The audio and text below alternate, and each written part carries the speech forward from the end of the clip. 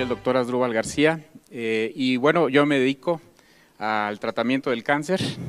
Nosotros somos médicos cirujanos oncólogos y conjuntamente con la doctora Marlene, que está aquí con nosotros, de Michoacán también, tenemos una fundación donde nos dedicamos a la detección del cáncer. Y efectivamente nosotros tenemos práctica médica oncológica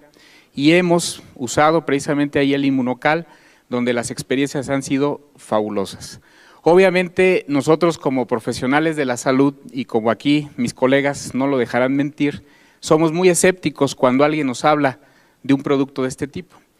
Pero yo pienso que como médico, como profesional que somos, nuestra obligación, más que de la gente que no lo es, pues es investigar, es leer, es documentarse.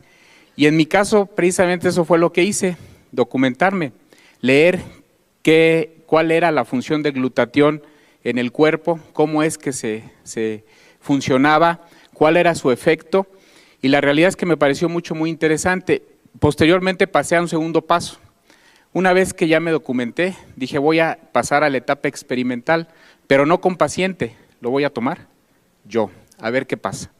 Y efectivamente, posteriormente lo empecé a tomar y me empecé a sentir muy bien y pasé a la tercera etapa de mi experimento donde lo empecé a dar a pacientes con cáncer. Iniciamos con pacientes en etapa terminal, pacientes que prácticamente ya habían recibido quimio, radio o habían sido operados, pacientes que estaban prácticamente esperando el momento de fallecer, y lo que nosotros empezamos a notar fue que esos pacientes que muchas de las veces no podían ni siquiera levantarse de la cama,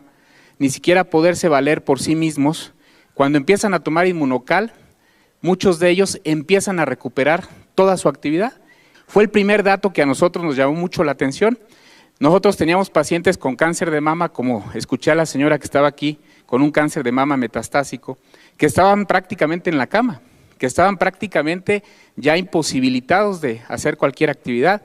y les damos Inmunocal y el paciente empieza a caminar,